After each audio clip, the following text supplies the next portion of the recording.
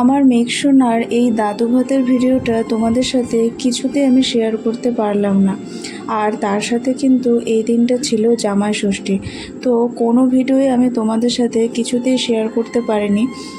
সমস্ত কিছু এডিট করার পরে ভিডিওটা যখন আমি ইউটিউবে পোস্ট করি, তখন কিন্তু মানে ইউটিউব সেটা চাইল্ড সেফটি পলিসি বলে ভিডিওটা আমি বারবার আপলোড করার পরেও রিমুভ করে দেয়।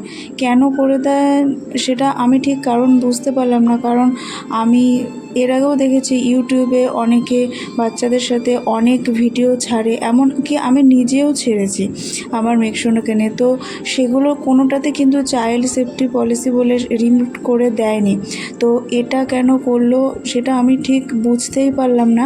আমি পুরো ভিডিওটা আমি 3 বার কিন্তু আমি আপলোড করি এই ভিডিওটায়।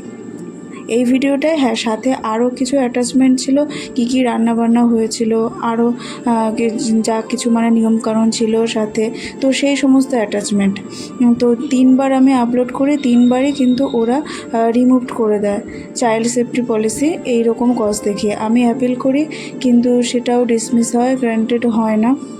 তো সেই কারণে কিন্তু তোমাদের সাথে আমি আর শেয়ার করতে পারিনি আমার মেঘসোনার দাদু ভাতের ভিডিও কী করেছি না করেছি।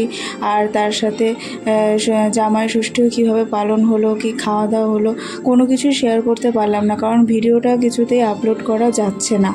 তো ভীষণই খারাপ লাগছিল, কারণ সমস্ত কিছু কাজকর্ম করার পরে কিন্তু আমি ভিডিও এডিট করে আপলোড করি, এবং তাতেও কিন্তু বেশ কিছুটা সময় ব্যয় হয়। তো যখন বারবার এরকম হচ্ছিল, স্বাভাবিকভাবেই ভীষণ খারাপ লেগেছিল আমার। তো এখন এই ভিডিওটা এই জন্যে আমি পোস্ট করছি তোমাদের কাছে আসল ব্যাপারটা জানানোর জন্যে। তো এটাই।